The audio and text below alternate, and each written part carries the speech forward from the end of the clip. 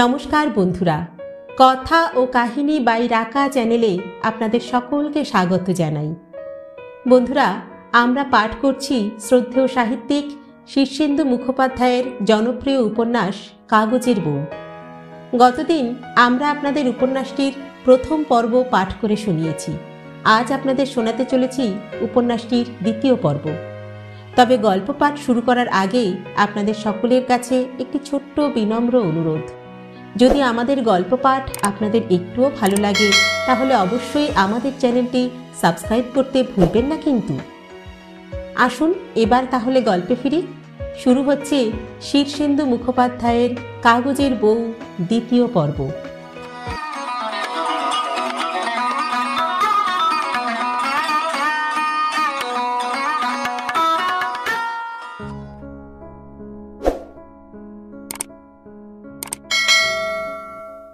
বারান্দায় থাকতে আমার কিছু খারাপ লাগে না। শীত বা বর্ষায় একটু কষ্ট হয় বটে, কিন্তু ওসব গায়ে মাখা আমার অভ্যাস নয়। বারান্দার বাতি নিভলেই রোজ এক অতিথি আসে, কেঁদো একটা ছুঁচো। এত স্বাস্থ্যবান ছুঁচো ইদানিং দেখা যায়। হুলো বিড়ালের মতো বড় চেহারার এক মিস্টার ইউনিভার্স। বেসিনের তলায় এঁটো বাসনকোসন ডাই করা থাকে। সে এসেই বাসনপত্রে হুটোপুটি শুরু করে দেয়। বাতি জ্বাললেই গ্রিলের দরজার বাইরে বা জালের ফুটোর ভিতরে গিয়ে ঘাপটি মেরে থাকে। তার লোমহীন লেজটা দেখা যায়। ভারী চালাক ছুঁচো। রান্নাঘরে এক রাতে 4খানা পরোটা নিয়ে ঘর ময় ছড়িয়ে রেখে গেল। গোটা তিনেক নিয়ে গিয়েছিল। পরদিন খনা বারবারই সন্দেহ প্রকাশ করে বলল, এ কি আর ছুঁচোর কাজ? বাটির ঢাকনায় নোড়া দিয়ে চাপা দিয়ে রেখেছিলাম। অত ভারী জিনিস সরাতে পারে নাকি ছুঁচোরা? এ হলো অন্য ছুঁচোর কাজ, যাদের লোকে বলে ছোঁচা। শুনে আমার একটু লজ্জা করল। ছুঁচোটার উপর রাগও হলো খুব। এ বাড়িতে আর একটা উৎপাত আছে চড়াই পাখির। গ্রিলের ফুটো দিয়ে রাজ্যের চড়াই এসে লোহার বিমের খাঁজে রাত কাটায়। রাতে বিমের গায়ে ডিম ডিম সব চড়াই বসে নানা রকম শব্দ করে। অসুবিধে হলো ওদের পুলিশ নিয়ে। যখন তখন লাজ লজ্জার বালাই নেই, হড়াক করে খানিকটা সাদায় কালোয় কাত ছেড়ে দিয়ে বসে থাকে। আমার বালিশ বিছানা বলতে যা একটু কিছু আছে সব দাগ দাগ হয়ে যায়। না কাছলে ওঠেও না। মাঝে মধ্যে প্রথম রাতে 2-3টে চড়াইয়ের মধ্যে মাথা গরম করা ঝগড়া লেগে গেল। একটা আর একটাকে খোঁচাতে খোঁচাতে 2-3টে মিলে জড়াজড়ি করে পড়ে যায় নিচে। এই 2 উৎপাত ছাড়া এখন আর কিছু তেমন অসুবিধে নেই। ছুঁচোটার সাহস ক্রমেই বাড়ছে। পরোটা চুরির পরদিন যেই এসেছে অমনি উঠে বাতি জ্বাললাম। একেবারে মুখোমুখি পড়ে গেল। রোজ যেমন স্যুট করে পালায় তেমনি মোটেই কিছু করল না। একটু লজ্জার ভান করে কয়েক পা দৌড়ে গ্রিলের দরজার কাছে গিয়ে সামনের পায়ের মধ্যে মুখ ঘষে ঘষে প্রসাধন করতে লাগলো নিশ্চিন্তে। কিচ্ছু করার নেই। বাতি নিভিয়ে শুয়ে পড়লাম। অল্প একটু অভিমান হয়ে গিয়েছিল ছুঁচোটার উপর, কিন্তু সেটা বোঝার মতো হৃদয় ওর নেই। কয়েকটা বাজারের থলি খামোখা দাঁতে কেটে রেখে গেল কয়েকবার। একটা বাসি চাদর বারান্দায় পড়েছিল, পরদিন ঝি কাচবে, সেটা 7 জায়গায় ছেঁদা হলো একদিন। তাছাড়া নাদি মেখে রেখে যায় বারান্দায় রোজ। পরিষ্কার করতে ঝি চেঁচামেচি করে। আজকাল আবার রাতে এত বেশি সারা শব্দ শুরু করে দেয় যে আমার ঘুম চটে যায়। বাতি জেলে তাড়া দিলে চলে যায় ঠিকই, কিন্তু বাতি নেভালেই আসে। খনা একটা লাঠি আমার বিছানার পাশে রেখে দিয়ে এক রাতে বলল, শুধু চেয়ে চেয়ে ছুঁচোর কাণ্ড দেখলেই তো হবে না, এটা দিয়ে আজ ওকে পিটিয়ে মারা চাই। আমার কমলাকান্তের মতো অবস্থা। সে রাতে ছুঁচো মহারাজ এলে আমি নানান সারা শব্দ করে উঠে বাতি জ্বালালাম। ছুঁচোটার ভয় ভেঙে গেছে একেবারেই। আজকাল আমাকে দেখলেও নড়ে না। কষে একবার লাঠিটা চালালাম। সে অলিম্পিকের চালে দৌড়ে পালিয়ে গেল। খনাকে শোনানোর জন্য কয়েকবার প্রবল লাঠির শব্দ আর গালাগাল করে আমিও শুয়ে পড়ি। কয়েক রাত এইভাবে কাটলে একদিন খনা বলল, অসহ্য করে তুললে তো ছুঁচোটা, আজ বাজার থেকে ইঁদুর মারা বিষ আনবেন তো, অন্য কিছুতে হবে না। শুনে আমার ঘাম দিল। শেষবার বিষ দিয়েছিলাম মানিক সাহার বাড়িতে। আর বিষ টিষ বড় একটা দেওয়া হয়নি। দুনিয়ায় ফালতু লোক বা অপ্রয়োজনীয় জীবজন্তু কীট পতঙ্গের অভাব নেই ঠিকই, কিন্তু এই জনে জনে বিষ দিয়ে বেড়ানোর কাজটা আমার তেমন পছন্দ নয়। 2-4 দিন গড়িমসি করে কাটিয়ে দিই। রাতে ছুঁচোটা এসে হুটোপাটা শুরু করলে অন্ধকারে মাথা তোলা দিয়ে আধশোয়া হয়ে তাকে বলি, এই মোটা, শুনছিস? পালা, পালিয়ে যা মানিক সাহার মতো। ছুঁচোটা চিরিক মিরিক করে কি জবাব দেয় কে জানে, কিন্তু ঠিক ভাবের আদান প্রদান হয় না। নির্বোধটাকে কি করে বোঝাই যে মানুষকে অত বিশ্বাস করা ঠিক নয়। মশা বা ছাড় পোকাও আমি পারতপক্ষে মারতে পারি না। আমার বাবারও এই স্বভাব ছিল। প্রায়ই বলতেন, let the little creatures enjoy their little lives. একজন মহাপুরুষের বাণী থেকে কোটেশনটা মুখস্থ করেছিলেন। আমাদের একটা পোষা বেড়ালকে মাঝে মাঝে খড়ম দিয়ে 2-1 খা দিয়েছেন বড়জোর, তার নিষ্ঠুরতা এর বেশি যেতে পারত না। বেড়ালটা খড়মের ঘা খেয়ে লাফিয়ে গিয়ে জানলায় উঠে বাবার দিকে অবাক চোখে তাকিয়ে থাকত। তার চোখ অবিশ্বাস ভরে যেন বলে উঠত, ইউ টু ব্রুটাস। বাবাও তার দিকে চেয়ে খুব সবজান্তার মতো বলতেন, কেমন লাগলো বল? মনে করছিস তেমন কিছু লাগেনি? সে এখন টের পাবি না, রাত হোক, হাড়ের জোরে জোরে টের পাবি। বেড়ালটা টের পেত কিনা জানি না, তবে বাবাকে দেখেছি রাতের বেলা চুপি চুপি অ্যাসপিরিন ট্যাবলেট জলে গুলে বেড়ালকে জোর করে খাইয়ে দিতেন। আমার কানা মাসিরও প্রাণটা ভালো ছিল। রাজ্যের কাক, কুকুর, বেড়াল, পায়রাকে ডেকে ডেকে এঁটো কাটা খাওয়াতেন। এই করে করে কুকুর বেড়াল তো পোষ মেনেই গিয়েছিল। কয়েকটা কাক শালিকও তার ভক্ত হয়ে পড়ে। মাসি কোথাও বেরোলে রাস্তা থেকে গুনে গুনে 11টা কুকুর তার পিছু নিত। বড় রাস্তা পর্যন্ত সঙ্গে এগিয়ে দিয়ে আসত। কানা মাসি যখন রান্নাঘরে বসে ছ্যাঁকছক করছে, তখন চৌকাঠে এসে নির্ভয়ে কাক তাকে ডেকে কত রকম কথা বলতো ক্যাও ম্যাও করে।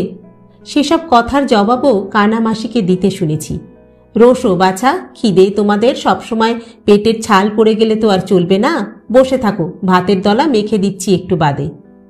ছেলেবেলা থেকে এই সব দেখে শুনে আমার প্রাণেও একটা ভেজা ভাব এসে গেছে।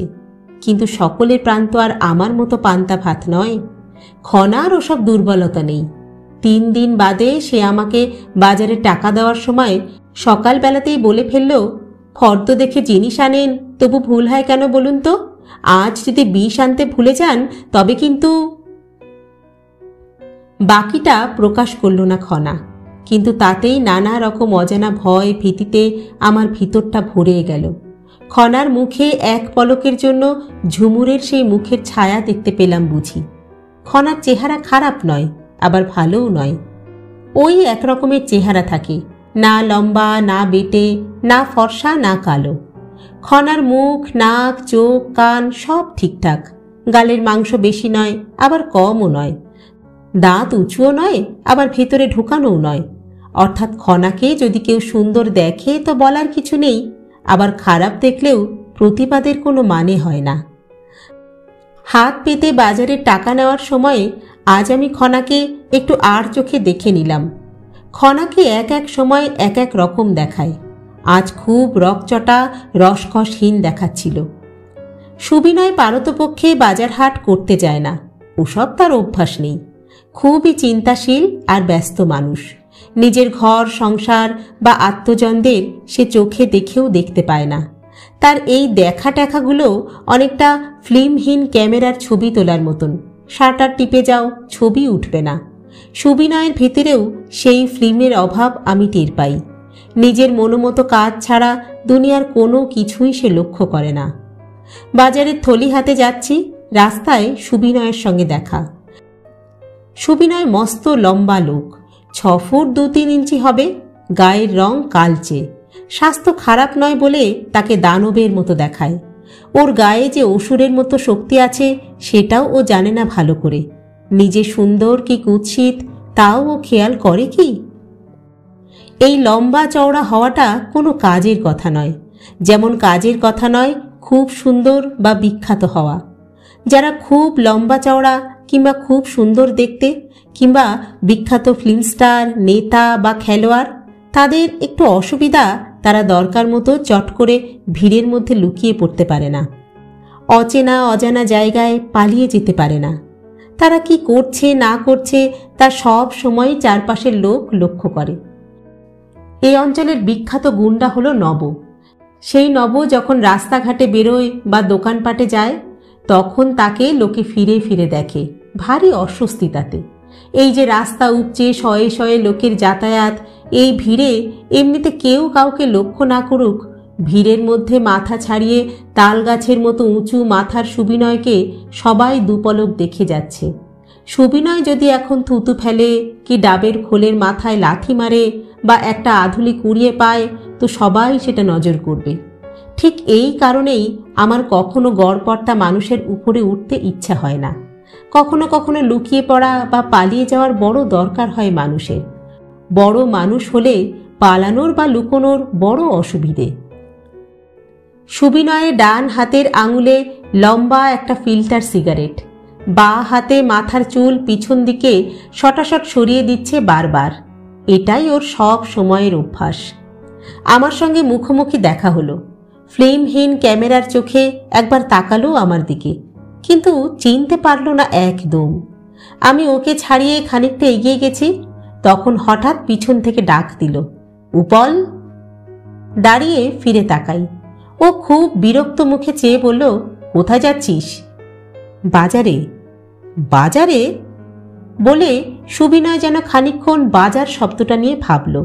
শব্দটা কোথায় যেন শুনেছি বলে মনে হলো ওর। একটু ভ্রু কুচকে চেনা শব্দটা একটু বাজিয়ে নিল বোধহয় মনে মনে। তারপর বলল, কিন্তু তোকে যে আমার খুব দরকার, একটা জায়গায় যেতে হবে। বলতে কি অন্য কারো চেয়ে সুবিনয়ের ফাই ফরমাস খাটতেই আমার অনিচ্ছা কম হয়। বললাম, বাজারটা সেরে আসি। সুবিনয় হাত ঘড়ি দেখে বলল, না, দেরি হয়ে যাবে। তাহলে? সুবিনয় জটিল সমস্যাটা মুহূর্তে জল করে দিয়ে বলল, আমি বরং বাজার করছি, তুই একবার প্রীতির কাছে যা। এই বলে সুবিনয় পকেট থেকে একটা খাম বের করে আমার হাতে দিয়ে বলল, এটা দিস। খামে প্রীতির ঠিকানা লেখা, ডাক টিকিট লাগানো। সুবিনয় নিজেই বলল, ডাকে দিতে গিয়ে ভাবলাম দেরি হয়ে যাবে পেতে, হাতে হাতে দেওয়াই ভালো, মুখেও বলে দিস। কি বলবো? বলিস রবিবার। সুবিনয়ের মুখটা খুবই থমথমে দেখাচ্ছিল। এসব সংকেত বুঝতে আমার আজকাল আর অসুবিধা হয় না। গত বছর খানেক ধরে এই কর্মই করছি। বাজারের ফর্দ, থলি আর টাকা ওর হাতে দিয়ে বললাম, খনা বলেছিল ইঁদুরের বিষ আনতে। বিষ কথাটাই বুঝি অন্যমনস্ক সুবিনয় শিউরে উঠল। বলল, কিসের বিষ? ইঁদুরের, একটা ছুঁচো খুব উৎপাত করে। সুবিনয় আমার পাশে পাশে হাঁটতে লাগলো বাজার মুখো। ভ্রু কোচকালো, মুখ গম্ভীর। হঠাৎ বলল, আমার কোম্পানিও প্রোডাকশনে নামছে। কিসের? পেস্টিসাইড, ইনসেকটিসাইড আর র্যাট কিলার। তার মধ্যে র্যাট কিলারটাই ইম্পর্ট্যান্ট। কত লক্ষ টন ক্রপ যেন রোজ ইঁদুররা খেয়ে ফেলছে, তুই কিছু জানিস? অনেক খাচ্ছে বলে শুনেছি। অনেক। কোম্পানি বলছে এমন একটা পয়জন তৈরি করবে যা ইনস্ট্যান্ট চিপ আর ইজিলি অ্যাভেলেবেল হবে। এখনকার র্যাট কিলার যেমন আটার গুলি ফুলির সঙ্গে মিশিয়ে দিতে হয়, সেরকম হবে না। বিষটা ইটসেলফ ইঁদুরদের কাছে খুব প্যালেটেবল হওয়া চাই, নইলে কোটি কোটি ইঁদুর মারতে হাজার হাজার মন গম খরচ করতে হয়। কোটি কোটি ইঁদুর নিয়ে আমার মাথা ব্যথা নেই। আমার পরিচিত মোটা ছুঁচোটাকে নিয়েই আমার একটুখানি উদ্বেগ আছে মাত্র। বললাম, বিষটা তৈরি করে ফেল তাড়াতাড়ি, অত খাদ্যশস্য নষ্ট হওয়া ঠিক নয়। কাজ শুরু হয়ে গেছে, এ ভেরি ইম্পর্টেন্ট জব। ওরকম পয়জন বের করতে পারলে রিভলিউশনারি ব্যাপার হবে। প্রীতিকে বলিস কিন্তু মনে করে, রবিবার। এই বলে সুবিনয় রাহা খরচ বাবদ 5টা টাকা আমার দিকে বাতাসে ছুঁড়ে দিল। লুফে নিয়ে বলি, হ্যাঁ রবিবার, মনে আছে। খানিক এসে সুবিনয় বাজারের রাস্তা ধরল। আমি সোজা গিয়ে বাস রাস্তায় উঠে পড়ি। আমার দৃঢ় বিশ্বাস সুবিনয় ইঁদুর মারা বিষ কিনতে ভুলে যাবে। ফর্দের প্রথমেই লেখা আছে ইঁদুরের বিষ, কিন্তু ফর্দটা তেমন লক্ষ্য করবে কি সুবিনয়? ভুল হবেই। সুবিনয়ের বেহিসেবি বুদ্ধি। যে চিঠি হাতে হাতে দেওয়া হবে তাতে 25 পয়সার ডাক টিকিটটা একদম ফালতু খরচ। আমি পানের দোকানে দাঁড়িয়ে সিগারেট কিনতে 5 টাকার নোটটা ভাঙিয়ে নিই, আর পানের জলে আঙুল ভিজিয়ে সাবধানে খাম থেকে ডাক টিকিটটা তুলে রেখে দিই পকেটে। যদিও আমি জন্মে কাউকে চিঠি লিখি না, তবু কখন কি কাজে লেগে যায় কে বলবে। গোল পার্কের কাছে একটা দারুণ ফ্ল্যাটে এক বান্ধবীর সঙ্গে প্রীতি থাকে। সুবিনয়ের একটু দূর সম্পর্কের শালী। এখন অবশ্য প্রীতিকে আর সুবিনয়ের শালী বলা যায় না। এই সব প্রাথমিক স্তর ওরা অনেক কাল অতিক্রম করে এসেছে। কি করে ব্যাপারটা হয়েছিল তা আমি সঠিক জানি না, তবে এটা ঠিকই যে প্রীতি দেখতে চমৎকার। ছোটখাটো, রোগা আর খুব ফর্সা চেহারা প্রীতির। এমন একটা স্বপ্ন স্বপ্ন ভাব ওকে ঘিরে থাকে যে রক্ত মাংসের মানুষ বলে মনেই হয় না। ঘাড় পর্যন্ত বব করা হলেও ওর মাথার চুল অসম্ভব ঘন। তেলহীন একটু রুক্ষ চুলের মাঝখানে মুখখানি টুলটুল করে। বড় দুখানা চোখ, পাতলা নাক, পুরন্ত ঠোঁট, থুতনির গভীর খাঁজ। অর্থাৎ সুন্দর হওয়ার জন্য যা যা লাগে সবই স্টকে আছে। বা গালে 1 ইঞ্চি লম্বা একটা জুড়ুল আছে। অন্য কারো হলে জুড়ুলটাই সৌন্দর্য হানি ঘটাতো, কিন্তু প্রীতির সৌন্দর্য এমনই যে জুড়ুলটাকে পর্যন্ত সৌন্দর্যের খনি করে তুলেছে। প্রীতি কেমিস্ট্রির এমএসসি, ডক্টরেট করতে আমেরিকা গিয়েছিল 4 বছরের জন্য। যতদূর জানি আমেরিকা যাওয়ার আগে পর্যন্ত প্রীতি সুবিনয়ের শালীই ছিল। এমনকি মাঝে মাঝে প্রীতি তার জামাইবাবুর কাছে পড়াশুনো করতেও আসত। আমেরিকা যাওয়ার আগে সে নাকি সুবিনয়কে বলেছিল, একা একা 7,000 মাইল দূরের দেশে যেতে যা ভয় করছে না জামাইবাবু, আপনি যদি সঙ্গে যেতেন তো বেশ হতো। সুবিনয় ফি বছর 1-8 ইউরোপ আমেরিকায় যায়, 2-4-6 মাস থেকে আসে। যেবার প্রীতি গেল তার 6 মাসের মধ্যে সুবিনয়ও গেল আমেরিকায়। ওদের সম্পর্কটা হয়তো সেখানেই পাল্টে যায়। শুনেছি বেশ খোলামেলা ফুর্তির দেশ সেটা, অত ঢাক ঢাক গুড়গুড় নেই। ফিল্মহীন সুবিনয় এমনিতে মেয়েদের খুব একটা লক্ষ্য করে না, কিন্তু বিদেশে গিয়ে সুন্দরী শালীটির সৌন্দর্য বোধহয় সে প্রথম লক্ষ্য করল। যখন ফিরে এলো তখন সে অসম্ভব অন্যমনস্ক আর নার্ভাস। ডক্টরেটের জন্য প্রীতি আমেরিকায় রয়ে গেছে, আর এদিকে আমেরিকা শব্দটা শুনলেই সুবিনয় চমকে ওঠে। কমাস চিঠি আর টেলিগ্রামে মার্কিন যুক্তরাষ্ট্রের কর্তব্যপরায়ণ ডাক বিভাগকে অতিষ্ঠ করে তুলেছিল সে। আমার ধারণা ম্যাসাচুসেটসের যে কোনো ডাকপিয়নই প্রীতি রায় নামটা শুনলেই আজও আতকে উঠে বলবে, প্রীতি এগেইন, ও মাই গড। সুন্দরবন থেকে ফিরে তখন কলকাতায় ফ্যা ফ্যা করে ঘুরতে ঘুরতে টাকা ধার করার আমি চেষ্টা করি। সুবিনয়কেও বার কয়েক ট্যাপ করলাম। ও কয়েকবার বিনা প্রশ্নে এবং মুখ বেজার না করে ধার দিয়ে গেল, শোধ হবে না জেনেও। তারপর একদিন বলল, তুই একদিন আমার বাড়িতে এসে কয়েকদিন থাক, তোর সঙ্গে আমার দরকার আছে। আমার মনটা জ্যোৎস্নায় ভরে গেল। ঠিক এই রকমই আমি চাই। অন্যের সাজানো সুখের সংসারে এক কোণে বেশ নিলিবিলিতে থেকে যাব, পোষমানা বিড়াল কুকুরের মতো। ঝামেলা নেই, ঝঞ্ঝাট নেই। আমি তো জেনে গেছি দুনিয়াতে আমার আর বেশি কিছু করার নেই, হওয়ারও নেই। আমি যখন সুবিনয়ের বাড়ি প্রথম আসি তখন এই চিঠির যুগ চলছে। সেই সব চিঠির অধিকাংশই আমার নিজে হাতে ডাক বাক্সে ফেলা। এর কিছুকাল বাদে প্রীতি ফিরে এসে কলকাতায় চাকরি নিল। যাতায়াতের জন্য সুবিনয় যে রাহা খরচ দিয়েছে তা প্রয়োজনের তুলনায় বহু গুণ বেশি। এখন মনে হতে পারে যে সুবিনয়ের কাছে ভাঙানি ছিল না বলেই গোটা 5 টাকার নোটটাই দিতে হয়েছে তাকে। কিন্তু সুখের ব্যাপার হলো, যেদিনই প্রীতির কাছে আমাকে কোনো চিঠি বা খবর নিয়ে যেতে হয় সেদিনই সুবিনয়ের কাছে ভাঙানি থাকে না, 5 বা 10 টাকার নোট দিতে হয়, আর কোনো দিনই সে ফেরত পয়সা চায় না। আমার মনে হয় এই রাহা খরচের বহু গুণ বেশি টাকা দেওয়ার মধ্যে একটা নিঃশব্দ কাকুতি মিনতি আছে। টাকাটা প্রায় সময়ই আমার পকেটের মধ্যে খচমচ শব্দ করে দুর্বোধ্য ভাষায় আমাকে অনুরোধ করে, বলো না, কাউকে বলো না। আমি বলতে যাব কোন দুঃখে? বলার কোনো মানেও হয় না। আমার সন্দেহ হয় যদি আমি বলেও দিই কেউ তাহলে বিশ্বাসও করবে না, ভাববে উপলটা তো গাঢ়, কত আগড়ম বাগড়ম বলে। বহু কষ্টে এই গাড়লত্ব আমাকে অর্জন করতে হয়েছে। ভেবে দেখেছি চূড়ান্ত গাড়ল না হলে দুনিয়াতে টিকে থাকাই মুশকিল। দুনিয়ার অধিকাংশ মানুষই হাফ বুদ্ধিমান হয়ে জন্মায়, তারপর কেউ কেউ পুরো বুদ্ধিমান হওয়ার বৃথা চেষ্টায় আয়ুক্ষয় করে, কেউ কেউ বিনা চেষ্টায় গাড়ল হতে থাকে। আমি বরাবর এই 2 নম্বরই দলের।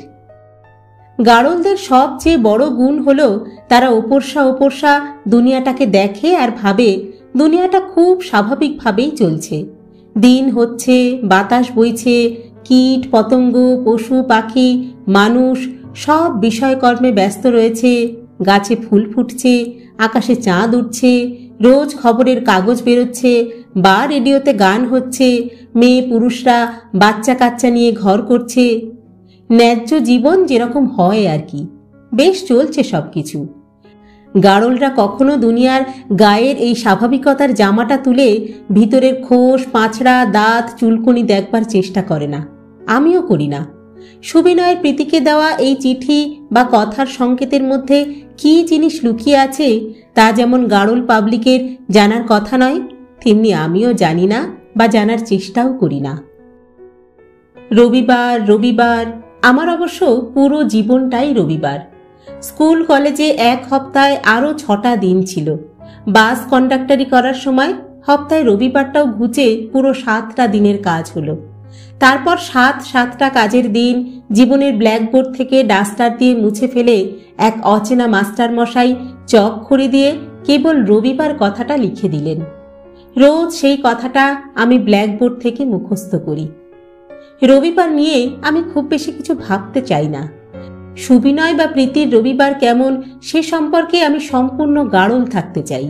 যে বন্ধুর সঙ্গে প্রীতি বসবাস করে তার নাম রুমা মজুমদার। হাওড়া জেলা মহিলা ভলিবল টিমের প্রাক্তন খেলোয়াড় রুমা বিদ্যুতের গতি আর বজ্রের মতো জোরালো স্ম্যাশ করে বিস্তর পয়েন্ট করেছিল এককালে। তার নামই ছিল স্ম্যাশিং রুমা। একবার বাংলা দলেও খেলেছিল। হাওড়ায় বাস কন্ডাক্টরি করার সময় একবার গাড়ি ব্রেকডাউন হয়ে 2 দিন জিরান নিচ্ছি। সে সময় ডালমিয়া পার্কে মেয়েদের ম্যাচ প্র্যাকটিস হচ্ছে। আমরা কয়েকজন চ্যাংড়া প্যাংড়া মেয়েদের উরু দেখব বলে খেলা দেখতে গিয়েছিলাম। লাল রঙের খাটো প্যান্ট আর সাদা জামা পরা মস্ত চেহারা রুমাকে তখনই দেখি। উড়ন্ত বলের মতো তীক্ষ্ণ চোখ আটকে আছে, চিতাবাঘের মতো লাফানোর আগে একটু কুঁজো হয়ে যাচ্ছে। তারপর হঠাৎ পাকানো শরীরটাকে হাউয়ের মতো শূন্যে তুলে ডান বা বাঁ হাতে হাতুড়ির মতো বসিয়ে দিচ্ছে বলে। সেই বসান খেয়ে তোড়ের চোটে বলটা যেন ধোঁয়াটে মতো হয়ে যেত। চোখে ভালো করে ঠাওর করার আগেই মাটিতে মাথা ঠুকে রুমা পয়েন্ট এনে দিত। লম্বা কালো জোরালো চেহারা, ভালো দৌড়তো, হাই জাম্প নিত, ডিসকাস ছুটতে পারত, গঙ্গার সাঁতরে কয়েকবার জিতেছে। এখন সরকারি দপ্তরের একটা ছোট অফিসার, খেলাধুলো ছেড়ে দিয়েছে।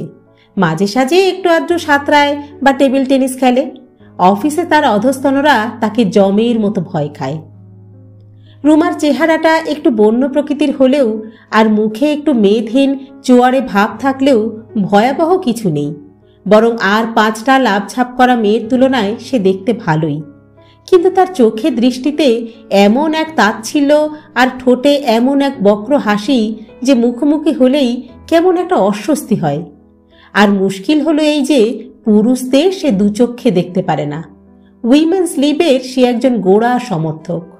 ছেলে মেয়েদের প্রেম ভালোবাসাকে সে পশুর মতো আচরণ বলে মনে করে। অসম্ভব সিগারেট খায় রুমা, দিনে 3 প্যাকেট। ধোঁয়া দিয়ে নিখুঁত রিং ছাড়তে পারে। পাড়ার বখাটেরা পর্যন্ত রুমাকে আওয়াজ দেয় না। একবার একটি ফাজিল ছোড়া তাকে ক্লিওপেট্রা বলে ডেকেছিল। রুমা তাকে রামকৃষ্ণ মিশনের কাছ থেকে ধাওয়া করে রেল লাইন পর্যন্ত নিয়ে গিয়েছিল। অল্পের জন্য ছেলেটা ডাউন ট্রেনে কাটা পড়তে পড়তে বেঁচে যায়। রুমা মজুমদারের জন্যই প্রীতির দোতলার এই ফ্ল্যাটে আসতে আমার কিছু ভয় ভয় করে। প্রথম দিন আমাকে দেখেই রুমা খুব রক্ত জল করা ঠান্ডা গলায় বলেছিল, আপনাকে কোথায় দেখেছি বলুন তো, মুখটা চেনা চেনা লাগছে। সেই শুনে ভয়ে আমি সিটিয়ে যাই। হয়েছিল কি, সেই ডালমিয়া পার্কে 2 দলের ম্যাচ প্র্যাকটিসের সময় 2-4 জন সুযোগ সন্ধানী মতলববাজ দর্শক উপস্থিত ছিল। শার্ট প্যান্ট পরা ভদ্রলোক সব। ময়দানে অ্যাংলো ইন্ডিয়ান মেয়েদের হকি খেলা দেখতে যারা ভিড় করে তাদেরই সমগোত্রীয় লোক। খুব বাহবা বা হায় হায় দিচ্ছিল খেলা দেখে, যেন ও খেলার উপর দেশের সমস্ত সম্মান নির্ভর করছে। যেই রুমার দল শেষ সেট জিতে ম্যাচ নিল, অমনি সেই ভদ্রবাবুরা দৌড়ে গিয়ে কোর্টে ঢুকে যে পারে যাকে জড়িয়ে ধরে অভিনন্দন জানানোর চেষ্টা করছিল। একজন লোক মেয়েদের চুমু খাওয়ারও চেষ্টা করে। মেয়েরা অতিষ্ঠ হয়ে রাঙা মুখে পালানোর চেষ্টা করছে। সেই দেখে হঠাৎ হরির লুটের গন্ধ পেয়ে আমি বিনি মাগনা একটা মেয়ে ছেলের গা ছোবো বলে নেমে পড়েছিলাম। কপাল মন্দ, আমি হাতের কাছে এই রুমাকেই পেয়ে গিয়েছিলাম, যে কিনা 1 নম্বরের ম্যান হেটার। সাবাস বলে চেঁচিয়ে যেই আমি তাকে ধরতে গেছি, অমনি কসরত করা মেয়েটা 1 পা পিছিয়ে চটাং করে একটা চড় মেরেছিল বাঁ গালে। আমার মাথাটা ভলিবলের মতোই সেই স্ম্যাশে জমি পর্যন্ত নেমে গেল, সেই সঙ্গে আমার গোটা শরীরটাও। কাজে আমি রুমাকে কখনো দেখেছি বলে স্বীকার করিনি। বলেছি, কোথায় আর দেখবেন, আমি তো আর হাওড়ার লোক নই। সেই রুমাই আজ দরজা খুলল। পরনে গোলাপের ছাপওয়ালা হাউসকোট, বুকের দিকটায় 3টে বোতাম লাগানো নেই বলে হাউসকোটের তলায় স্পোর্টস গেঞ্জি দেখা যাচ্ছে। গেঞ্জির সহনশীলতাকে চরম পরীক্ষায় ফেলে দিয়েছে ওর বুকের দুর্দান্ত মেয়ে মানুষই। ভয় খেয়ে চোখ নামিয়ে পায়ের দিকে তাকাই। নিরুত্তাপ গলায় রুমা বলে, কি খবর? রুমা সুবিনয়ের চিঠির খবর জানে না। সে জানে আমি প্রীতির দিদির বাড়ি থেকে খোঁজ নিতে আসি, কিন্তু এই ঘন ঘন আশাটাকে সে বড় ভালো চোখে দেখে না। আমি নিচু স্বরে বলি, খনা পাঠালো? রুমা তেমনি উদাস স্বরে বলে, প্রায়ই পাঠাচ্ছে, আসুন ভিতরে, প্রীতি আছে। বলে রুমা সামনের ঘর দিয়ে ভিতরের ঘরের দিকে চলে গেল। একটু বাদেই ও ঘর থেকে স্টিরিওতে ট্যাঙ্গো নাচের বিকট জোর বাজনা শুনতে পেলাম। ট্যাঙ্গো কিনা তা আমি জানি না, জোরালো বিদেশি বাজনা মাত্রই আমার কাছে ট্যাঙ্গো। সামনের ঘরটায় প্রীতি থাকে। ঘরের 2টি দিক বুক সেলফ বোঝাই। একধারে সিঙ্গেল খাট, সেক্রেটারিয়েট টেবিল, ঘোরানো যায় এমন চেয়ার। মস্ত আলমারির একটা আধখোলা পাল্লা দিয়ে ভেতরে শাড়ির বন্যা দেখা যাচ্ছে। মেঝেই একটা টমেটো রঙের উলের কার্পেট, সেখানেও বই খাতা পড়ে আছে। প্রীতি টেবিলে ঝুঁকে কিছু লিখছিল। সম্প্রতি এক কলেজের হেড অব দি ডিপার্টমেন্ট হয়েছে সে। বড়লোকের মেয়ে হওয়ায় দেদার টাকা ওড়াতে পারে। আমি ঢুকতেই দেখি প্রীতি তার স্বপ্ন ঘেরা মুখখানা ফিরিয়ে দরজার দিকেই চেয়ে আছে। হাতের কলমটা নিক্ষেপে উদ্ধত ছুরির মতো করে ধরা। প্রীতি দেখতে যতই সুন্দর হোক, রাগলে ওর কালো জুরুলটা লালচে হয়ে যায়। এটা কদিন আমি লক্ষ্য করেছি। আজও জুরুলটা লালচে দেখাচ্ছিল। আমি খুব বেশি সাহস পেলাম না ওর কাছে যাওয়ার।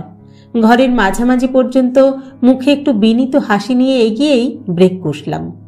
প্রীতি খুব বিরক্ত হয়েছে, কিন্তু আমার কাজ তো করতেই হবে আমাকে। চিঠিটা বের করে দূর থেকে একটু আলগা হাতে বাড়িয়ে দিয়ে বললাম, রবিবার। রবিবার কি? প্রীতি দাঁতে কলমটা কামড়ে ঠান্ডা চোখে চেয়ে বলল, আমি জানি না, বললাম। প্রীতি চিঠিটা হাতে নিয়ে বলল, আপনারা দুজনেই পাগল।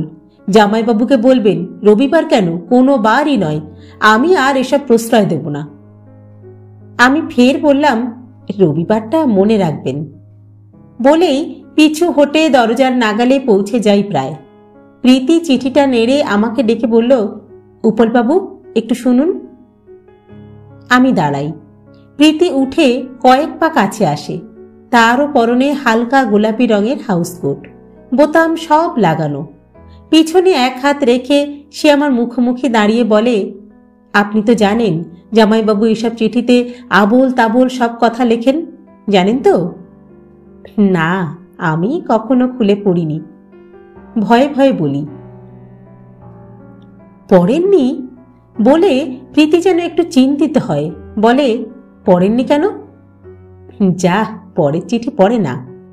কেন, খুব জাতা লেখে নাকি?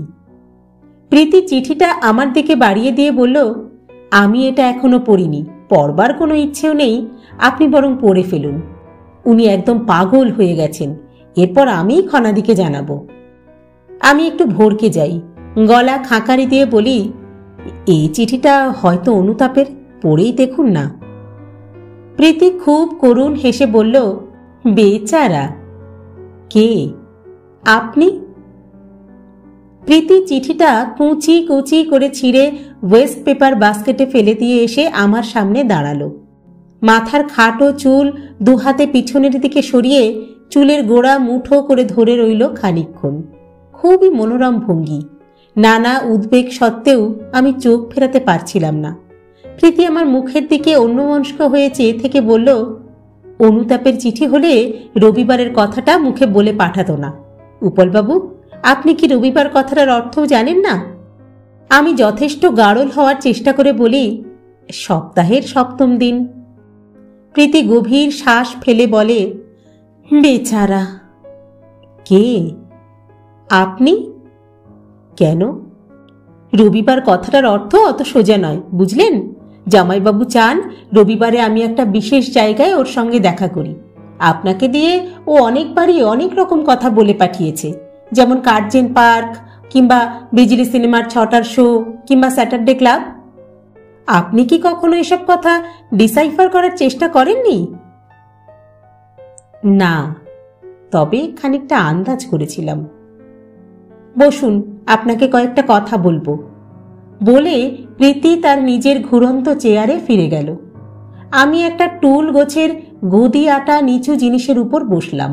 কত রকম আসবাবপত্র আছে দুনিয়ার, সবগুলোর নাম কি আর আমি জানি?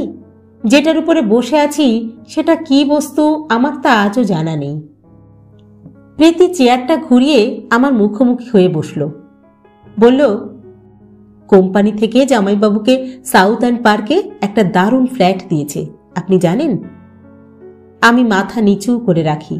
দুর্ভাগ্যবশত ফ্ল্যাটের কথা আমি জানি, এবং এমনকি সুবিনয়ের নির্দেশ মতো সেই ফ্ল্যাটটা নানা আসবাবপত্র দিয়ে আমাকেই সাজাতে হয়েছে।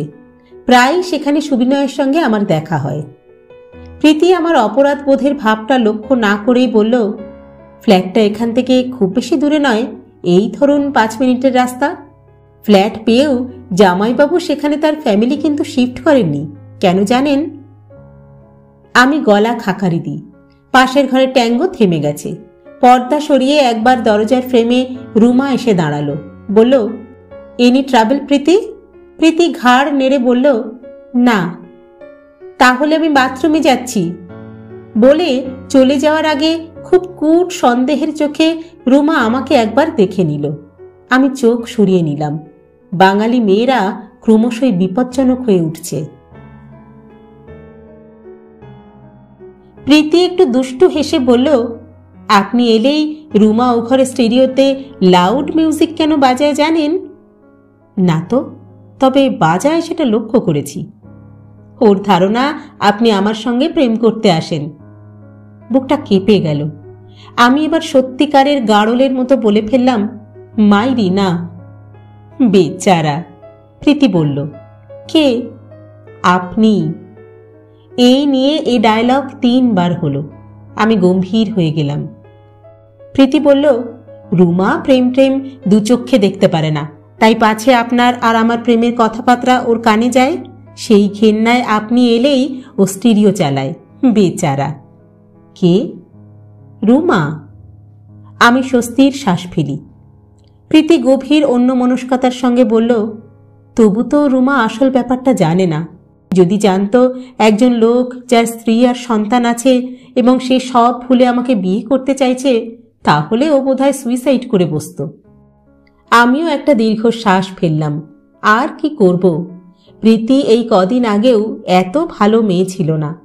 সুবিনয়কে লেখা ওর বেশ কিছু চিঠি আমি হাত সাফাই করেছি। গত সপ্তাহেও সুবিনয়ের ফ্ল্যাটের ঠিকানায় প্রীতির একটা চিঠি গেছে। সুবিনয়টা নিতান্তই গাড়ল। প্রীতির চিঠিপত্র সে যেখানে সেখানে বেখেয়ালে ফেলে রাখে। খনা কখনো খুলে পড়লে তো সর্বনাশ। কিন্তু অসময়ে কাজে লাগতে পারে ভেবে আমি কয়েকখানা চিঠি সরিয়ে রেখেছি। সেগুলো আমার কানা মাসির কাছে জমা আছে। প্রীতি বলে, হ্যাঁ, সেই ফ্ল্যাটটার কথা, জামাইবাবুর খুব ইচ্ছে হচ্ছে আমাকে নিয়ে ওই ফ্ল্যাটে সংসার পাতে। তার জন্য খনাদিকে ডিভোর্স করবে বলেও ঠিক করেছে। যতদিন ডিভোর্স না হয় ততদিন আমার সঙ্গে এরকম রবিবারে রবিবারে ওই ফ্ল্যাটে কাটানোর খুব শখ হয়েছে জামাইবাবুর। আমি যথেষ্ট লজ্জিত হওয়ার ভান করি। প্রীতি বলে, বেচারা। কে? জামাইবাবু। ম্যাসাচুসেটসেও আমাকে ভয়ঙ্কর জ্বালাতন করতে শুরু করেছিল। তারপর ফিরে এসে এত চিঠি লিখেছিল যে সেসব চিঠি পড়তে গেলে আমাকে রিসার্চ বন্ধ করতে হয়। আমি মুখভাবে সমবেদনা ফুটিয়ে তুলতে চেষ্টা করি, যদিও জানি এটা প্রীতির আসল কথা নয়, অন্য একটা কিছু আছে এর মধ্যে। প্রীতির ঘোরানো চেয়ারটা খুব ধীরে ধীরে টেবিলের দিকে ঘুরে যাচ্ছিল। ভ্রু কুঁচকে কি একটু ভাবতে ভাবতে প্রীতি আস্তে করে বলল, ওকে বুঝিয়ে বলবেন, এ হয় না। আমি অবশ্য এসব নোংরামি থেকে পালানোর জন্য আবার আমেরিকায় চলে যাচ্ছি। মিনেসোটার একটা অ্যাপয়েন্টমেন্টও হাতে এসেছে। বলে টেবিলের বইপত্রের দিকে ঝুঁকে পড়বার আগে প্রীতি একটু হেসে বলল, আপনি অত বোকা সেজে থাকেন কেন বলুন তো? আপনি কি এসব টের পেতেন না? আপনিই তো জামাইবাবুর মিডলম্যান, আপনার তো জানা উচিত ছিল। আমি দাঁড়িয়ে পড়ে বলি, আজ তাহলে আসি? প্রীতি বলল, আশিটাশি নয়, বলুন যাই। আর আসার কোনো প্রভিশনই রইল না। আপনিও খুব ভালো লোক নন উপলবাবু। আমি ঘাড় কাত করে সম্মতি জানালাম। প্রীতি বলল, বেচারা। কে? আমি নিজেই। আমি সকালে তেমন কিছু খাইনি। খনা দুটো বিস্কুট দিয়ে চা দিয়েছিল। সুবিনয় আজকাল ফ্যাট হওয়ার ভয়ে আর কর্মক্ষমতা এবং যৌবন রক্ষার জন্য খাওয়া দাওয়ায় খুব কাটছাট করছে। সেই মাপে আমারও খোরাক কমাচ্ছে খনা। কিন্তু আমার ফ্যাটের বা কর্মদক্ষতার বা যৌবনহানির কোনো ভয় ডর নেই। আমার বাস্তবিকই খিদে পায়, এখনো পেয়েছে। প্রীতিদের ফ্ল্যাটের সিঁড়ি দিয়ে নামবার সময় নিজের ভিতরে মাঠের মতো মস্ত ধুধু খিদেটাকে টের পেয়ে অসম্ভব খেতে ইচ্ছা করছিল। অনেকক্ষণ ধরে গোগ্রাসে খেলে তবে যেন খিদেটা যাবে। মুখ রসস্থ, শরীরটা চনমনে। পকেটে 5 টাকার কিছু অবশিষ্ট রয়েছে। রেস্টুরেন্টে বসে খেলে এক লহমায় ফুরিয়ে যাবে, পেটও ভরবে না। এসব ভাবতে ভাবতে আধা আধি সিঁড়ি নেমেছি। এ সময় তলার দিক থেকে আর একটা লোক সিঁড়ি বেয়ে উঠে এলো। অল্প বয়সের যুবক, ভীষণ অভিজাত আর সুন্দর চেহারা। খুব লম্বা চওড়া নয়, কিন্তু ভারী ছমছমে শরীর তার।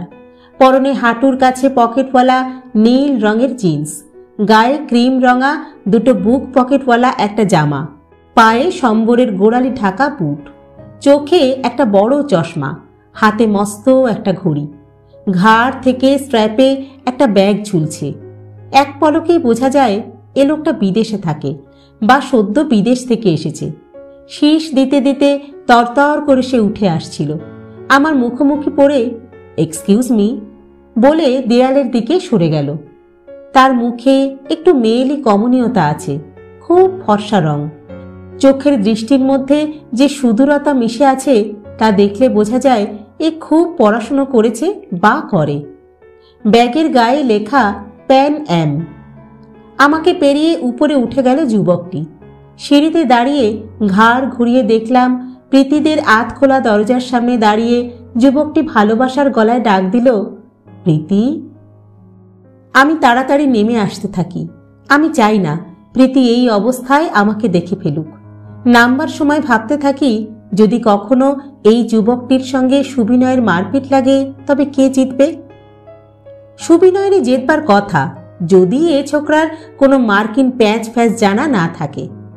কিন্তু পৃথিবীর সুখী মানুষদের এসব প্রেম ভালোবাসার সমস্যা নিয়ে মাথা ঘামানোর মতো অবস্থা এখন আমার নয়। খিদেটা অসম্ভব জাগিয়ে উঠেছে। খিদের মুখে সব সময় খাবার জুটবে এমন বাবুগিরির মতো অবস্থা তো আমার নয়। খিদে পেলেও তা চেপে রাখার অভ্যাস আমার দীর্ঘকালের। কিন্তু মাঝে মাঝে এমন হয়, খাওয়ার জন্য তখন হন্যে হয়ে উঠি। তখন সব রকম রীতিনীতি ভুলে কেবল এক নাগারে গপ গপ করে খেতে ইচ্ছা করে। খিদের মুখে মাসির কথা আমার মনে পড়বেই। মেডিকেল কলেজের উল্টো দিকে আরপুলি লেন দিয়ে ভিতরে ঢুকে মধুগুপ্ত লেন ধরে এগোলে প্রকাণ্ড সেকেলে বাড়ি। বাড়ি প্রকাণ্ড হলেও শরিকানার ভাগাভাগি আছে, তবে সামনের দিকের বড় একটা অংশই বড়বাবুর দখলে।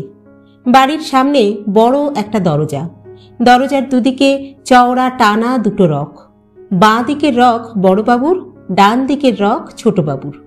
বাইরের লোকজনের লিমিট এই রক পর্যন্তই, এর ভিতরে আর বড় কেউ একটা ঢুকবার অনুমতি পায় না।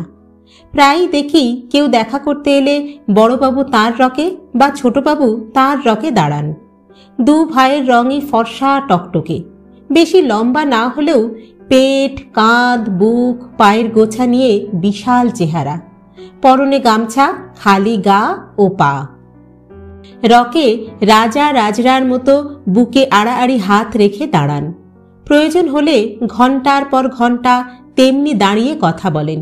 কখনো অভ্যাগতকে ভিতর বাড়িতে নেওয়ার নাম করেন না।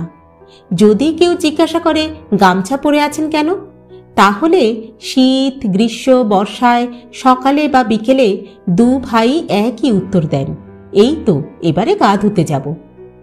আসলে গা ধুতে যাওয়ার কথাটা স্রেফ মামদোবাজি।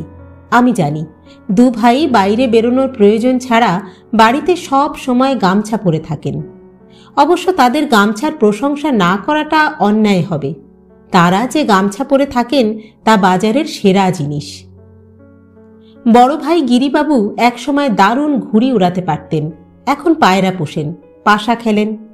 চেহারার মধ্যে একটা সব পেয়েছির তৃপ্ত ভাব। আমার সঙ্গে দেখা হলেই কোষ্ঠ পরিষ্কার রাখাই যে জীবনের সব সার্থকতার মূলে তা তিনি বোঝাতে থাকেন। এ বাড়িতে আমিও বহুবার রক থেকে ফিরে গেছি। আজকাল অন্দরে ঢুকতে বাধা হয় না। বিয়ে, পৈতে, পালা পার্বণ বা ব্রাহ্মণ ভোজনের জন্য হলেও মাসি আমাকে নেমন্তন্ন জুটিয়ে দেয় এ বাড়িতে। সেই থেকে ভিতর বাড়িতে ঢোকার ভিসা পাওয়া গেছে। মিথ্যে বলবো না, বড়বাবু, ছোটবাবু বা এ বাড়ির অন্য সব পুরুষদের কিছু বংশগত বদ দোষ আছে, কিন্তু এই বাড়িতে নেমন্তন্ন করে কাউকে খাওয়ানো যখন হয় তখন আয়োজন দেখে ভেবাচাকা লেগে যায়। 6 রকমের ভাজা, শুক্তুনি, 2 রকমের ডাল, 3 রকমের মাছ, মাংস, ডিম, চাটনি, দই মিষ্টির সে এক দিশেহারা ব্যাপার। কিন্তু অসুবিধে হলো আমি যখন এই প্রলয়ঙ্কার ভোজের ধাঁধায় পথ হারিয়ে ফেলেছি, তখন আমার পাশে বসেই অনর্গল কথা বলতে বলতে বড়বাবু এবং নিস্তব্ধ মুখে বড়বাবুর ছানাপোনারা অতি সাধারণ ডাল, তরকারি, মাছের ঝোল দিয়ে সাদামাটা খাওয়া সেরে মাথা নিচু করে বসে থাকে। এই বাড়ির নিয়ম। বাইরের লোকের জন্য এক আয়োজন, বাড়ির লোকের জন্য আর এক। মাসি আমাকে একবার কানে কানে সাবধান করে দিয়েছিল, খেতে বসে এ বাড়িতে কিন্তু কোনো পদ আর একবার চাস নেই, ওদের বাড়তি জিনিস থাকে না। যা যা থাকলে মেয়েদের সুন্দর বলা যায়, তার যদি একটা 20 দফা ফর্দ করা হয় তবে তার মধ্যে 16 দফাই বড়বাবুর মেয়ে কেতকীর সঙ্গে মিলে যাবে। গায়ের রং বড়বাবুর মতোই ফর্সা, চেহারা লম্বাটে গড়নের, মুখখানা এত মিষ্টি যে মনে হয় পিঁপড়ে ধরবে। ভারী একটা সরল মুগ্ধতার হাবভাব আছে তার মধ্যে। যার দিকে চায়, যে দিকে চায়, তাকেই বা সেটাকেই যেন ভালোবেসে ফেলে। এই বিভ্রান্তকারী দৃষ্টি যার উপরে পড়ে সেই ভুল করে ভেবে ফেলতে পারে যে কেতকী তার প্রেমে পড়েছে।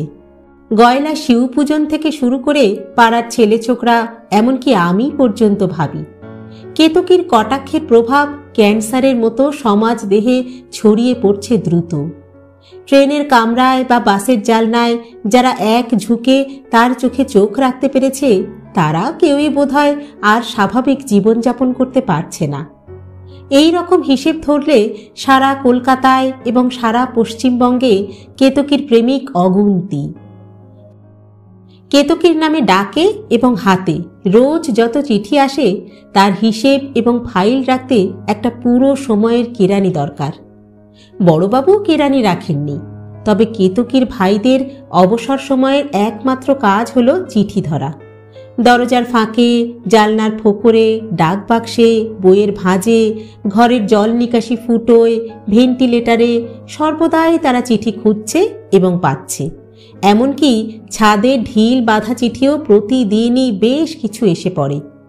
প্রেমিকদের প্রাবল্য দেখে বড়বাবু একসময় ঠিক করেছিলেন কেতকীর লেখাপড়া বন্ধ করে দেবেন, কিন্তু কেতকী পড়াশোনায় সাংঘাতিক ভালো হওয়ায় সেটা আর হয়নি।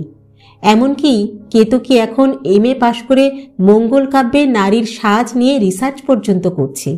দুটো গুমসো গুমসো ভাই সঙ্গে করে ইউনিভার্সিটি বা লাইব্রেরিতে নিয়ে যায়, নিয়ে আসে। আজ ছোটবাবুর রকে ছোটবাবু দাঁড়িয়ে আছেন। নতুন রঙা গামছায় তার চেহারাটা ভালো খোলতাই হয়েছে। বাঁ হাতের তেলের শিশি থেকে ফোঁটা মেপে ডান হাতের তেলোয় তেল নিয়ে চা দিতে পালিশওয়ালা ছোকরা যেমন বেগে পুরুষ চালায় তেমনি তিনি ঘষছেন। এবারের পুরুষরা চেঁচিয়ে ছাড়া কথা বলতে পারেন না। আমাকে দেখেও ছোটবাবু বিকট চেঁচিয়ে বললেন, এই যে উপলচন্দরকে দেখছি যেন। ছোটবাবুর পায়ে ডিম দেখে অবাক মানতে হয়। গোদ নেই, তবু পা কি করে অত মোটা হয় তা গবেষণার জিনিস। ছোটবাবু আমার চোখ দেখে ব্যাপারটা ধরে ফেলে তেমনি চেঁচিয়ে বললেন, এ আর কি দেখছো ভায়া, সে বয়সে দেখলে ভিড়মি খেতে। এমন মাসেল ডান্সিং করেছি যে জজ ব্যারিস্টার পর্যন্ত দেখতে এসেছে। অমায়িক হেসে বড়বাবুর অংশে ঢুকতে ঢুকতে শুনি ভিতরে বড়বাবু চেঁচিয়ে বাড়ি মাথায় করছেন, ডিম এনেছে, ডিমের গুষ্টি তুষ্টি করেছি, যা ফেলে দিকে যা। কাল থেকে পোনা মাছের টক খাবো বলে পই পই করে বলে রাখলুম, তা গুষ্টির মাথা গুচ্ছের ডিম এনে আবার দাঁত বের করছিস কোন আক্কেলে রে? দালানে গিয়ে দাঁড়ালেই টের পাওয়া যায় এ বাড়িতে এখনো পুরুষদের প্রাধান্য, মেয়েদের দাপট ততটা নেই। বাবুদের অত চেঁচামেচিতে বড়গিন্নির গলার কিছু সরু শব্দ পাওয়া যাচ্ছিল মাত্র। অফিসের সময় হয়েছে। বড়বাবু খুব দাপুটে পায়ে দালান কাঁপিয়ে কলঘরে যাওয়ার সময় আমাকে দেখে যাওয়া না থামিয়েই বলতে বলতে গেলেন, উপল ভাগ্নে যে, সব খবর ভালো তো? সাত সকালে দেখো গে যাও, গোবিন্দ গুচ্ছের অযাত্রার ডিম এনে ফেলে রেখেছে। বলি, পাখি পক্ষীর ডিম খেয়ে কি মানুষ বাঁচে বলো? বাঙালির শরীরে মাছ ছাড়া রক্ত হয় কখনো? শুনেছ? বলেছি আস্তা করে সব ফেলে দিয়ে আসতে। কলঘরের দরজা বন্ধ হয়ে গেল, তবু ভিতর থেকে জলের শব্দের সঙ্গে চেঁচানি আসতে লাগলো। পয়সা মেরেছে, হিসাব নিয়ে দেখো না, আজকাল বিড়ি টিড়ি ফুঁকছে তো। রান্নাঘরের দিক থেকে বড়গিন্নির স্বর প্রবল হয়, ঝ্যাঁটা মেরে বিদেয় করতে হয় ছেলেকে, ডিম ডিম করে দিনরাত পাগল করে খেলে, যা গিয়ে এক্ষুনি ফেরত দিয়ে আয়। কলঘর থেকে বড় কর্তা তখনও চেঁচাচ্ছেন, আরে আমি বলেছি তো, ওর পকেট টকেট ঝেড়ে দেখো গে, লায়েক হয়েছে, পয়সা চিনেছে, দু চার পয়সা এদিক ওদিক বাজার থেকে তা আমরাও বয়সকালে সরিয়েছি, কিন্তু তা বলে পোনা মাছের বদলে বাপের জন্মে ডিম আনেনি রে বাবা, দাও ওর মুখে কাঁচা ডিম ঘষে। রান্নাঘর থেকে গিন্নি গলার রক ছিঁড়ে এবার চেঁচান, বাড়ি থেকে বেরিয়ে যা, ফেরত দিয়ে না আসতে পারবি তো। তেঁতুল গুলে ফোড়ন সাজিয়ে বসে আছি, মা ছেলে রান্না হবে, উনি খেয়ে আপিস যাবেন, তা বেলা 9:30 থলি দুলিয়ে বাবু এলেন, ছ্যাটা ছ্যাটা। তারা খেয়ে বড়বাবুর গুমসমতো বড় ছেলে গোবিন্দ দালানে বেরিয়ে এলো। আকাঠ মুখুর মতো রাঙা মূলো চেহারা, পাজামা আর নীল শার্ট পরা ছেলেটা ডিম ফেরত দিতে যাওয়ার সময় আমাকে দেখে একটু লজ্জিত হয়ে ভ্যাবলা মতো হেসে চলে গেল। চেহারার মধ্যে বংশের ছাপ পড়ে গেছে। বড়বাবুর 4 ছেলের মধ্যে কেউই পকেটে কখনো পয়সা নিয়ে বেরোয় না, নিতান্ত বাস বা ট্রামের ভাড়াটা ছাড়া। রাস্তায় চটি ছিঁড়লে সারানোর পয়সা পর্যন্ত থাকে না তাদের পকেটে। কি সাংঘাতিক! বাড়তি পয়সা থাকলেই খরচ হওয়ার ভয়। পৌষ পার্বণের দিন পিঠে তৈরি হয় বলে এ বাড়িতে সেদিন রান্না বন্ধ, সবাই পিঠে খেয়ে থাকে।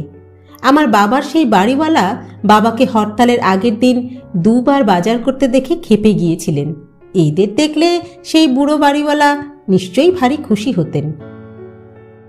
এত চেঁচামেচির মধ্যে মাসির কোনো সাড়া শব্দ পাওয়া যাচ্ছিল না, পাওয়ার কথাও না। আমার বোকাশোকা ভালো মানুষ কানা মাসি সব সময় তার আশেপাশের লোকজনকে বড় বেশি চালাক চতুর বলে মনে করে। কি জানি বাবা, আমি যখনই কথা কই তখনই কেমন বোকা বোকা কথা বেরিয়ে পড়ে, প্রায় এই বলে দুঃখ করত মাসি। এ বাড়িতে আসা স্তক বোকা কথা বলে ফেলার ভয়ে মাসির বাক্য প্রায় হরে গেছে। যাও বা বলে তাও ফিসফিসের মতো আস্তে করে। এবাড়ির ঝি চাকরকেও খুব শ্রদ্ধার চোখে দেখে মাসি। কোনো ঝগড়া কাজিয়া চেঁচামেচির মধ্যে কখনো নাক গলায় না। কর্তা যা বোঝায় তাও বোঝে, আবার গিন্নি যা বোঝায় তাও বোঝে। যা কিছু বলার থাকে তা আমাকে বলার জন্য পেটের মধ্যে জমিয়ে রাখে মাসি। বকাবকি এখনো শেষ হয়নি। ভিতর বাড়ি থেকে একটা গদি আটা মোড়া এক হাতে, অন্য হাতে খবরের কাগজ নিয়ে বড়গিন্নি উঠে আসছিলেন বকতে বকতে। মতিচ্ছন্ন মতিচ্ছন্ন, বাজারে যাওয়ার সময় পই পই করে বললুম মাছের কথা, তা কান দিয়ে শুনল? কলঘর থেকে বড় কর্তা বললেন, মাছ কান দিয়ে ঢুকে ডিম হয়ে গেছে, বাড়ি থেকে বার করে দাও আজই জুতো পেটা করে।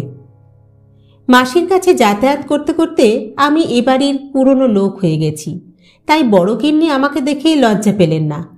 খবরের কাগজ ধরা হাতে ঘোমটাটা একটু টেনে দিয়ে বললেন, ডিম নিয়ে কি কাণ্ড হয়েছে শুনেছ তো?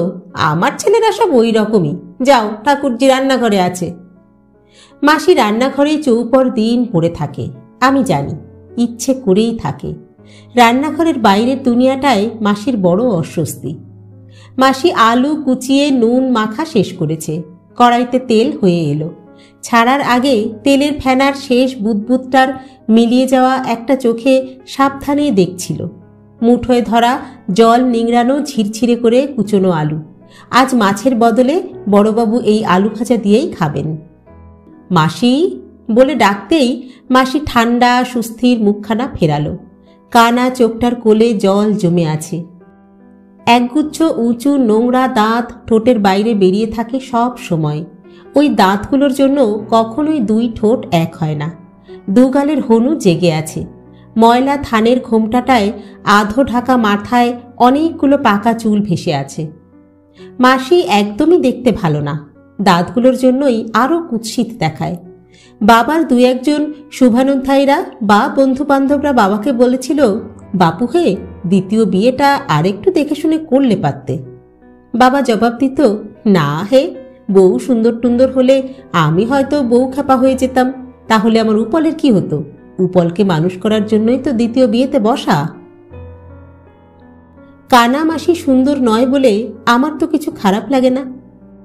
তেল থেকে ধোয়া উঠতে মাসি কুচনো আলু ছাড়তে ভুলে গিয়ে দুগাল ভর্তি করে হেসে বলল, দিন রাত ভাবছি।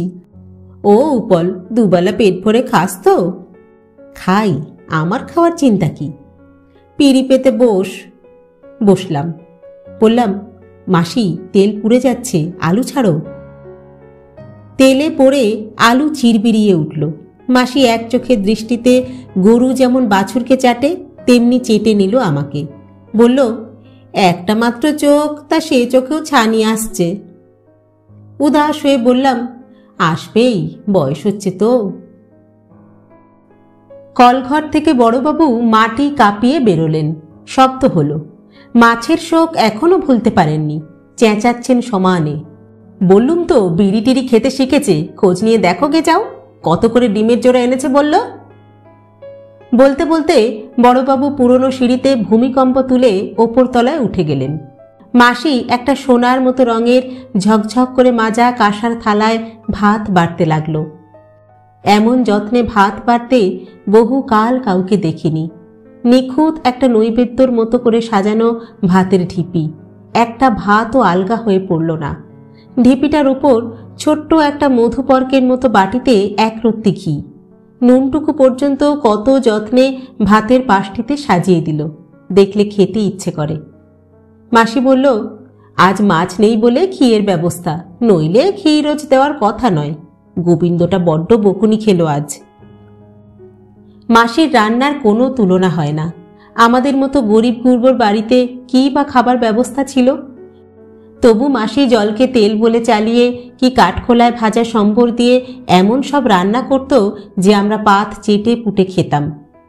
সেই রান্নার ধাঁচ আজও আছে।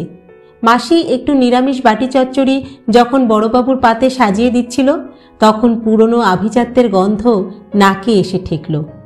বললাম, মাসি, এরা তোমাকে খেতে টেতে দেয়? মাসি চাপা গলায় বলল, অত জোরে বলিস না, কে শুনতে পাবে। বলে একটু চুপ করে থেকে আবার বলল, দেয়। এবার একটু চুপ করে আলু ভাজা উল্টালো মাসি। খানিক নেড়ে চেড়ে তেল থেকে হলুদ মুড়মুড়ে ভাজা ছেঁকে তুলে বড়বাবুর পাতের বাহার বাড়িয়ে দিয়ে বলল, তোকে দেয়? দেবে না কেন? তাছাড়া পুরুষ ছেলের আবার খাবার ভাবনা। তা তোমার খাটুনি কেমন?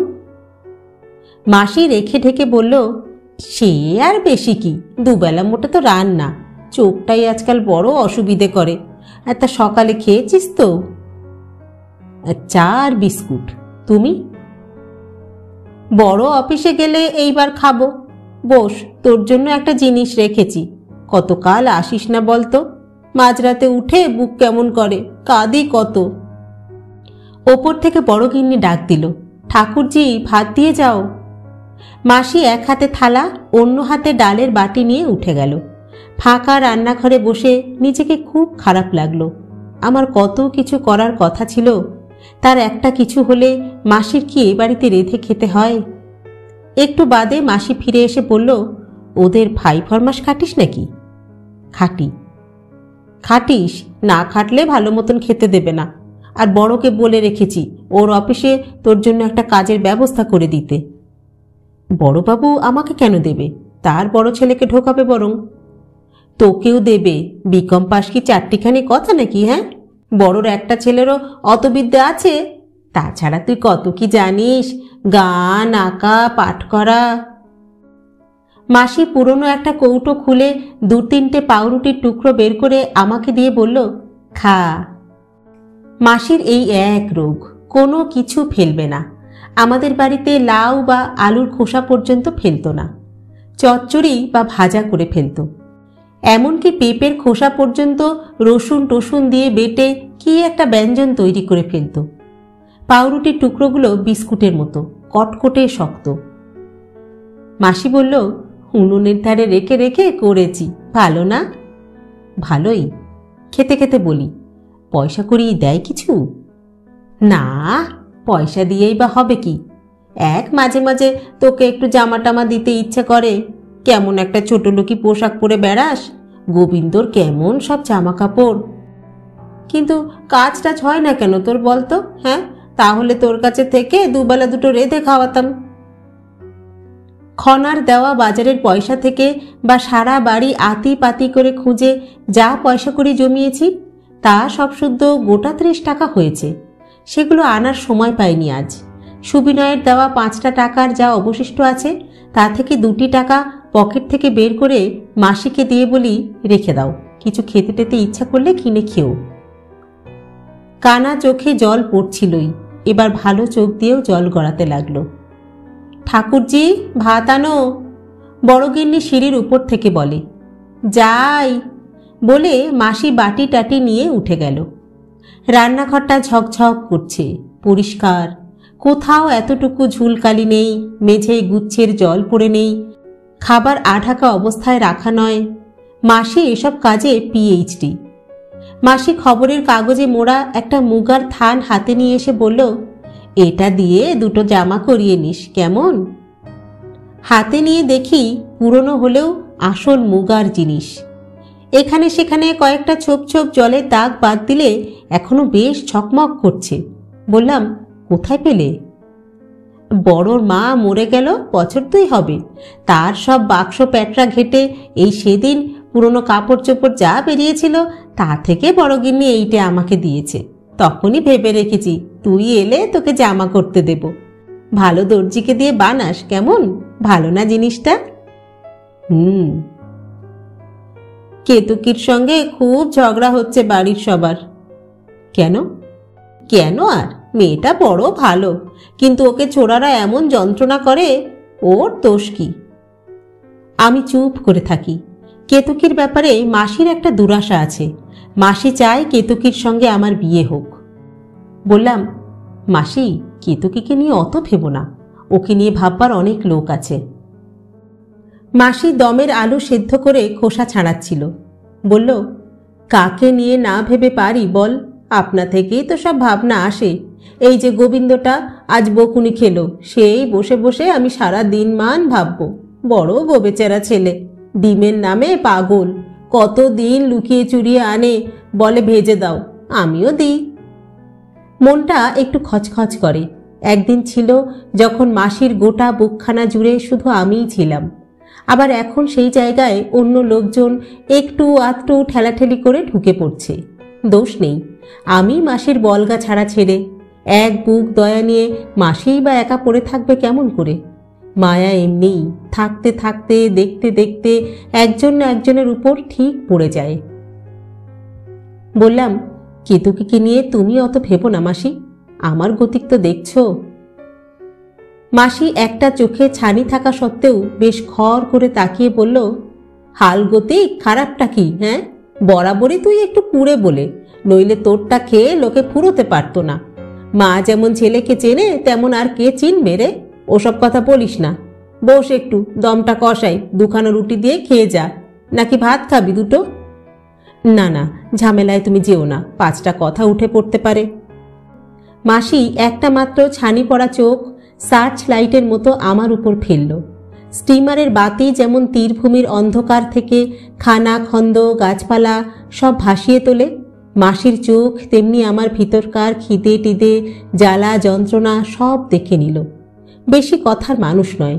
আলুর দম চাপিয়ে ঝকঝকে একটা কাঁসার থালায় ভাত বাড়তে বাড়তে বলল, লোকে তোকে সোনা হেন মুখ করে খেতে দেবে এমন কপাল কি করেছিস নাকি? যে বাড়িতে থাকিস তারাও তো না জানি কত গালমন্দ সাপ সাপান্ত করে তবে খেতে দেয়। আমার খিদেটা কোনো সময় যেন তৃপ্তি করে মেটে না। খুব তৃপ্তি করে খেলে পেটে যে একটা চমৎকার যুদ্ধবিরতির অনুভূতি হয় তা আজকাল আমি আর টেরই পাই না। সব সময়ই একটা খিদের ভাব থাকে, সেটা কখনো বাড়ে কখনো কমে। কয়েকদিন আগে এক বিকেলে খনা সবাইকে আনারস কেটে দিয়েছিল, আমাকে কিছু কম, অন্যদের কিছু বেশি। সুবিনয় আনারস চিবিয়ে ছিবড়ে ফেলছিল, দেখলাম খনাও ছিবড়ে ফেলছে, সুবিনয়ের মাও। কিন্তু আমার আর ছিবড়ে হয় না, যতবার মুখে দিয়ে চিবই ততবারই শেষ পর্যন্ত গিলে ফেলি। পাছে ওরা আমাকে লোভী ভাবে, সেই ভয়ে একবার দুবার অতি কষ্টে একটু আধটু ছিবড়ে ফেলেছি বটে, কিন্তু আগা গোড়া ছিবড়ে ফেলার ব্যাপারটাই আমার খুব অস্বাভাবিক ঠেকছিল। আমার তো আজকাল আখ খেলেও ছিবড়ে ফেলতে ইচ্ছে করে না। মাসি ভাতের থালাটা রান্নাঘরের কোণার দিকে ঠেলে দিয়ে বলল, খেতে থাক, দমটা হয়ে গেলে ঘি গরম মশলা দিয়ে নামিয়ে ফেলবো এবার। পেট ভরে খা, ভয়ের কিছু নেই, বুঝলি? পেট ভরে খা, এই কথাটা বহুকাল কেউ বলেনি আমাকে। আমার দুনিয়া থেকে কথাটা একেবারে লোপাট হয়ে গেছে।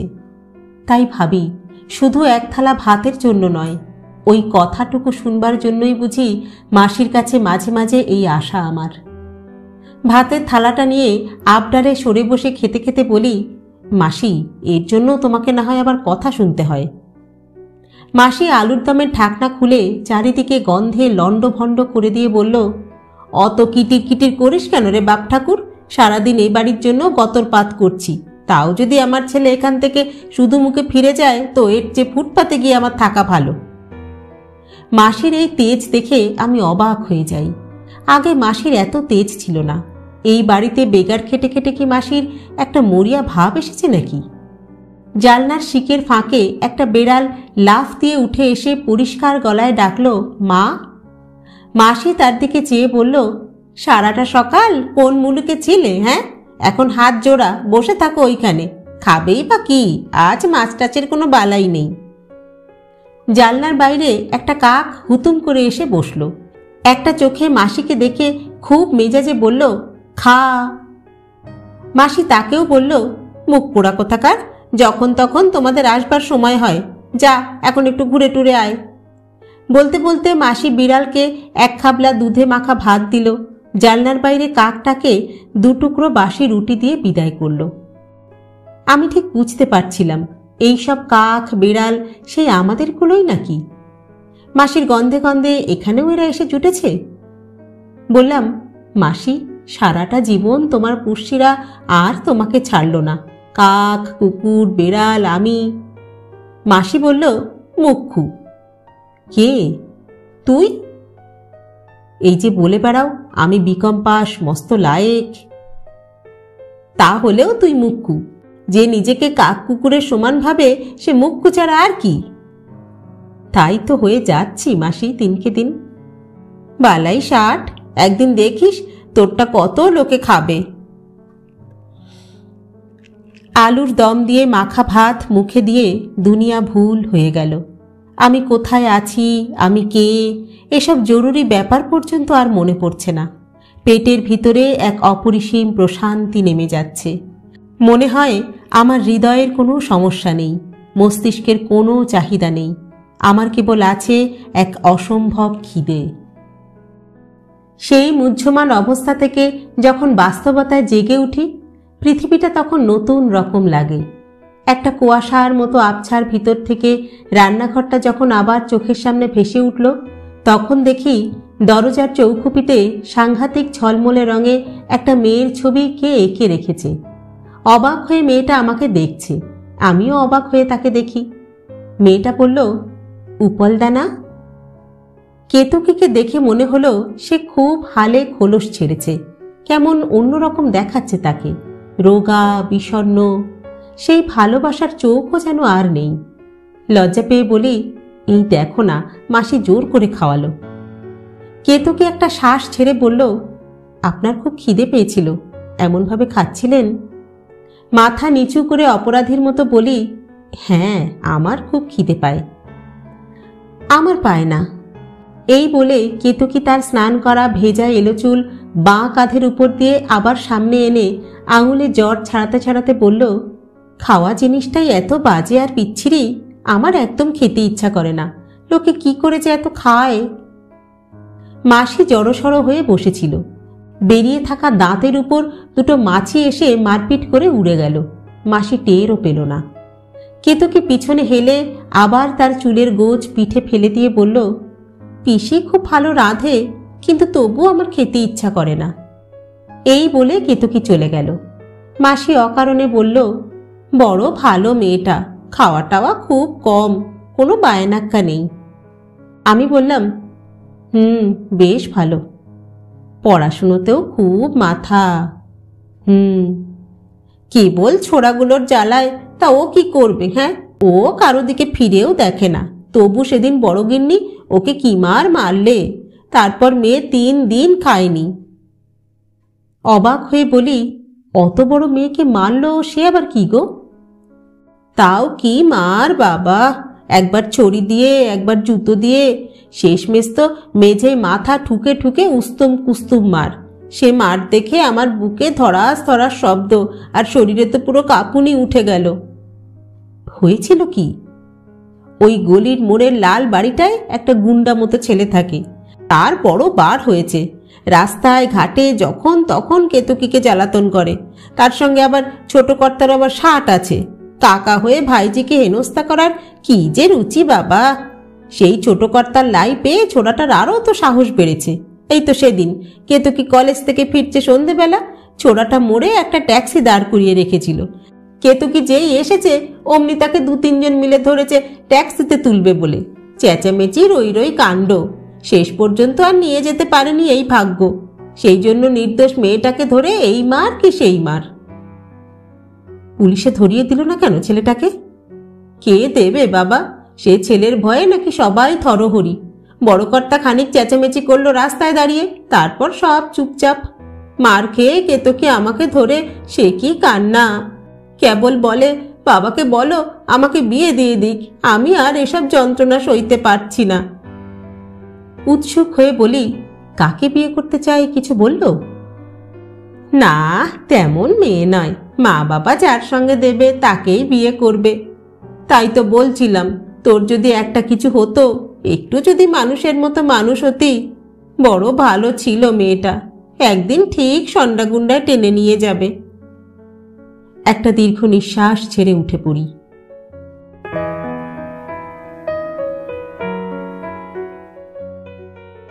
শেষ হলো কাগজের বউ দ্বিতীয় পর্ব। লিখেছেন শ্রদ্ধেয় সাহিত্যিক শীর্ষেন্দু মুখোপাধ্যায়। গল্প পাঠ করলাম আমি, রাকা। আপনারা শুনছেন ইউটিউব চ্যানেল কথা ও কাহিনী বাই রাকা। আজকের পর্বটি কেমন লাগলো আপনাদের? কমেন্ট বক্সে অবশ্যই জানাবেন কিন্তু। গল্প পাঠ ভালো লাগলে আমাদের চ্যানেলটি লাইক, শেয়ার ও সাবস্ক্রাইব করতেও ভুলবেন না কিন্তু। আজ তাহলে এই পর্যন্তই। পরবর্তী পর্ব নিয়ে ফিরে আসব খুব শীঘ্র। ততদিন সকলে সুস্থ থাকবেন, ভালো থাকবেন এবং অবশ্যই আমাদের সঙ্গে থাকবেন। নমস্কার।